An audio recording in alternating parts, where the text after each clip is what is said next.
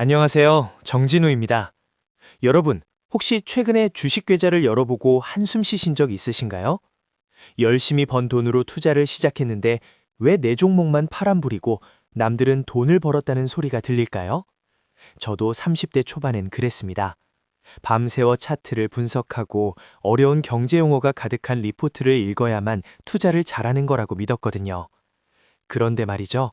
우리가 그토록 어렵게 공부해서 따라가려는 월가 전문가들보다 아무것도 모르는 초등학생들이 수익률이 더 높다면 믿으시겠습니까? 오늘은 투자의 전설 피터 린치가 말하는 우리가 놓치고 있던 부의 비밀을 이야기해 보려 합니다. 우리는 보통 이렇게 생각합니다.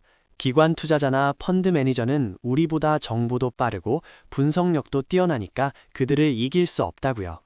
그래서 비싼 수수료를 내고 펀드에 가입하거나 리딩방의 추천 종목에 매달리곤 하죠. 하지만 피터 린치는 단호하게 말합니다. 개인 투자자가 기관보다 훨씬 유리하다고요. 기관들은 덩치가 너무 커서 작은 알짜 기업을 살 수도 없고 수많은 규제와 단기 실적 압박 때문에 좋은 주식을 끈기 있게 보유하지도 못합니다. 마치 거대한 코끼리가 좁은 골목길을 지나가지 못하는 것과 같죠. 반면 우리는 어떤가요? 우리는 자유롭습니다. 이 책에는 정말 놀라운 사례가 나옵니다. 바로 성 아그네스 학교의 7학년 학생들 이야기인데요. 이 어린 학생들이 모의 투자 포트폴리오를 만들었는데 2년 동안 무려 70%의 수익률을 기록했습니다. 같은 기간 S&P 500 지수보다 월등히 높았고 월가 전문가들의 99%를 이겨버린 겁니다. 도대체 이 아이들은 어떤 복잡한 분석을 했을까요? 차트의 보조지표를 봤을까요? 아니요, 전혀 그렇지 않았습니다. 아이들의 투자 이유는 너무나 단순하고 충격적이었습니다. 이 단순함 속에 투자의 본질이 숨어 있습니다. 아이들이 고른 종목들을 볼까요? 월트 디즈니, 갭, 펩시, 나이키 같은 회사들이었습니다. 이유는 딱 하나였어요. 내가 좋아하는 과자니까. 우리 엄마가 입는 옷이니까. 내가 신고 싶은 신발이니까. 피터 린치는 이것을 생활 속의 발견이라고 부릅니다. 여러분이 주말에 백화점에 갔다고 상상해보세요. 사람들이 줄 서서 기다리는 맛집, 딸아이가 사달라고 조르는 장난감, 아내가 친구들에게 추천하는 화장품. 바로 그곳에 10배 오를 주식이 숨어 있다는 겁니다. 우리는 이미 답을 알고 있는데 자꾸 모니터 속의 복잡한 숫자에서 답을 찾으려고 했던 건 아닐까요? 피터 린치의 가장 유명한 격언이 있죠. 아는 것에 투자하라. 의사인 여러분이 왜 반도체 장비 회사에 투자하고 반도체 엔지니어인 여러분이 왜 임상실험 결과도 모르는 제약 바이오 회사에 투자합니까? 여러분의 직업, 취미, 소비 생활 속에 여러분만 아는 정보가 있습니다. 저는 금융 코칭을 하면서 만난 수많은 분들에게 항상 묻습니다. 지금 산 그 주식, 그 회사가 뭐로 돈을 버는지 3분 안에 아이에게 설명할 수 있나요? 만약 설명할 수 없다면 그건 투자가 아니라 도박을 하고 계신 겁니다. 피터 린치 본인의 경험담도 흥미롭습니다. 그는 던킨 도너츠 주식으로 큰 돈을 벌었는데요. 그가 이 주식을 산 이유는 재무제표가 완벽해서가 아니었습니다. 출근길에 던킨 도너츠 매장을 지나는데 언제나 커피 맛이 훌륭하고 사람들이 붐비는 것을 직접 목격했기 때문이죠. 그는 자신이 직접 경험하고 만족한 서비스가 전국으로 전 세계로 확장될 때 주가도 함께 폭발한다는 사실을 알고 있었습니다. 여러분의 지갑을 여는 그 기업, 남들도 지갑을 열고 싶어하는 그 기업이 바로 여러분의 포트폴리오에 담겨야 할 보석입니다. 하지만 오해하지 마세요.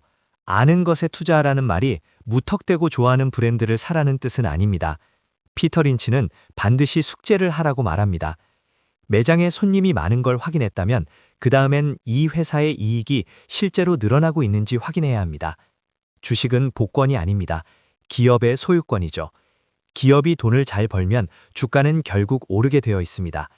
단기적으로는 주가가 춤을 출 수 있지만 장기적으로 주가는 이익을 따라갑니다. 이 간단한 진리를 믿는다면 하루하루의 등락에 일희일비하지 않게 됩니다. 투자를 하다 보면 반드시 폭락장을 만나게 됩니다. 피터 린치는 시장의 하락을 겨울의 추위에 비유합니다. 겨울이 오면 날씨가 추워지는 게 당연하듯 주식시장도 주기적으로 조정이 옵니다. 이때 대부분의 사람들은 공포에 질려 주식을 헐값에 팔아버립니다. 하지만 린치는 말합니다. 당신이 주식을 산 이유가 사라지지 않았다면 주가가 떨어졌다고 팔지 말라. 오히려 좋은 주식을 싸게 살 기회로 삼아야 합니다. 겨울이 지나면 반드시 봄이 온다는 것을 아는 농부처럼 우리도 시장의 계절을 담대하게 받아들여야 합니다. 재미있는 이론 하나 더 소개해 드릴까요? 바로 칵테일 파티 이론입니다.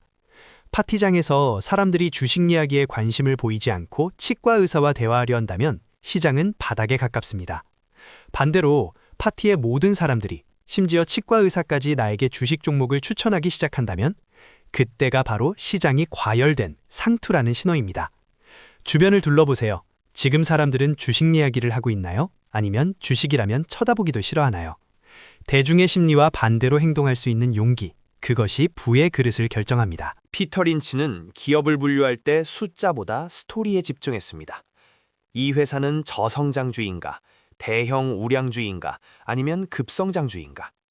각 유형마다 기대해야 할 수익률과 매도 타이밍이 다릅니다. 예를 들어 전기 유틸리티 같은 저성장주를 샀다면 배당을 기대해야지 주가가 2배가 되길 기대하면 안 됩니다. 반면 작지만 빠르게 크는 회사를 찾았다면 변동성을 견디며 10배, 20배가 될 때까지 기다릴 줄 알아야 합니다. 내가 산 주식이 어떤 스토리를 가진 녀석인지 명확히 정의 내리는 것. 그것이 성공 투자의 첫걸음입니다.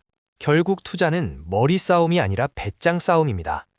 피터 린치조차도 자신이 산 주식 중 40%는 실패했다고 고백합니다. 하지만 60%의 성공, 특히 몇몇 종목에서 터진 대박이 모든 손실을 만회하고도 남았죠. 완벽할 필요는 없습니다. 다만 시장이 주는 공포에 굴복해 훌륭한 기업을 포기하지 않을 인내심이 필요합니다. 1987년 블랙먼데이 때 피터 린치도 수천억 원의 손실을 봤습니다. 하지만 그는 팔지 않았습니다. 오히려 더 샀죠. 그 배짱이 전설을 만들었습니다. 이번 주말 가족과 함께 쇼핑몰에 가보시는 건 어떨까요? 가서 단순히 소비만 하지 마시고 투자자의 눈으로 세상을 관찰해 보세요. 10대들이 어떤 신발을 신는지, 주부들이 어떤 식품을 카트에 담는지, 어떤 매장에 재고가 쌓여 있고 어떤 매장은 물건이 없어서 못 파는지, 그 생생한 현장의 정보가 애널리스트의 리포트보다 훨씬 빠르고 정확합니다. 저도 아내와 함께 마트에 가면 카트 안의 물건들을 보며 이 회사는 상장되어 있을까? 하고 검색해보곤 합니다. 투자는 삶과 동떨어진 것이 아닙니다. 그렇다고 재무제표를 아예 무시할 수는 없겠죠. 하지만 겁먹지 마세요. 피터 린치는 딱 몇 가지만 확인하라고 합니다. 매출이 늘고 있는가? 이익이 늘고 있는가? 빚이 너무 많지는 않은가? 특히 부채가 없는 회사는 망할 확률이 거의 없습니다. 저는 개인적으로 현금이 많은 회사를 좋아합니다. 위기가 와도 버틸 체력이 되니까요. 복잡한 용어는 몰라도 됩니다. 우리가 가계부를 쓰듯이 기업이 돈을 벌고 있는지 까먹고 있는지만 상식적으로 판단하면 됩니다. 여러분의 직업은 무엇인가요? 자동차 정비사라면 어떤 차의 부품이 자주 고장나고 어떤 부품이 내구성이 좋은지 누구보다 잘 알 겁니다. 은행원이라면 어떤 기업이 대출을 잘 갚고 현금 흐름이 좋은지 알 수 있죠. 이것이 바로 여러분만의 엣지, 즉 날카로운 무기입니다. 월가의 전문가들은 책상 앞에 앉아 있지만 여러분은 현장에 있습니다. 여러분의 엣지를 과소평가하지 마세요. 그곳에 여러분을 부자로 만들어줄 보물이 숨겨져 있으니까요. 사는 것보다 파는 게 더 어렵다고들 하죠. 언제 팔아야 할까요? 주가가 떨어졌을 때가 아니라 회사의 펀더멘탈, 즉 기초 체력이 망가졌을 때 팔아야 합니다. 경쟁자가 너무 강력해졌거나 더 이상 성장할 여력이 없다고 판단될 때 말이죠. 혹은 내가 처음에 이 주식을 샀던 이유가 더 이상 유효하지 않을 때입니다. 단순히 20% 올랐으니까 팔고 10% 떨어졌으니까 손절하는 기계적인 매매는 피터 린치가 가장 경계하는 방식입니다. 주식 투자는 마라톤입니다. 단거리 달리기가 아니에요. 피터 린치는 10년, 20년을 내다보고 투자했습니다. 좋은 기업은 시간이 지날수록 가치가 커집니다. 복리의 마법을 믿으셔야 합니다. 하루하루 시세판을 보며 스트레스 받을 시간에 차라리 좋은 책을 읽거나 가족과 시간을 보내세요. 기업이 열심히 일해서 여러분의 자산을 불려줄 테니까요. 조급함은 투자의 가장 큰 적입니다. 느긋한 마음이 결국 가장 빠른 길을 만들어줍니다. 저도 수많은 실수를 했습니다. 오를 줄 알고 샀는데 반토막 난 적도 있고 팔자마자 3배가 오른 적도 있습니다. 처음엔 자책도 많이 했죠. 하지만 피터 린치는 말합니다. 실수는 배움의 비용이라고요. 중요한 건 실수했다는 사실이 아니라 왜 실수했는지 복귀하고 다음엔 같은 실수를 반복하지 않는 것입니다. 여러분의 실패 경험을 부끄러워하지 마세요. 그것들이 쌓여 여러분만의 단단한 투자 철학이 완성될 것입니다. 피터 린치의 메시지는 명확합니다. 평범한 사람이 이긴다. 특별한 재능이나 엄청난 자본이 필요한 게 아닙니다. 상식, 관찰력, 그리고 약간의 인내심만 있으면 됩니다. 여러분은 이미 충분한 자격을 갖추고 있습니다. 스스로를 믿으세요.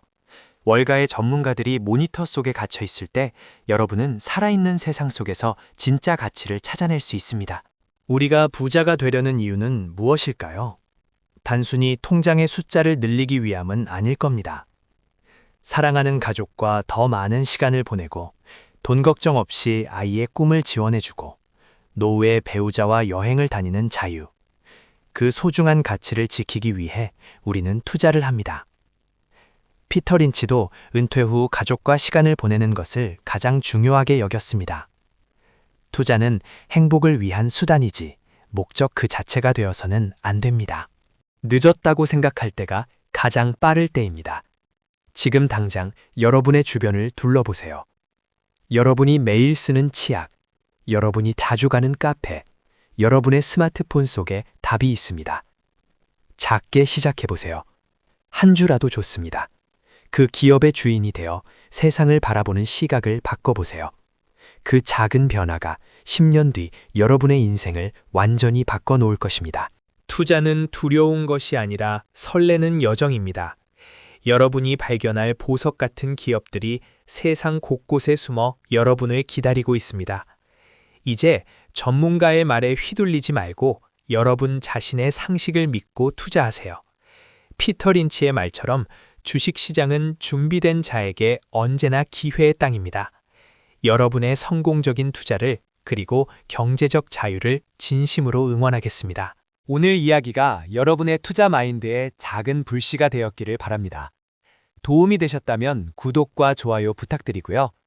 오늘 당장 여러분의 관심 종목 리스트를 새로 만들어 보세요.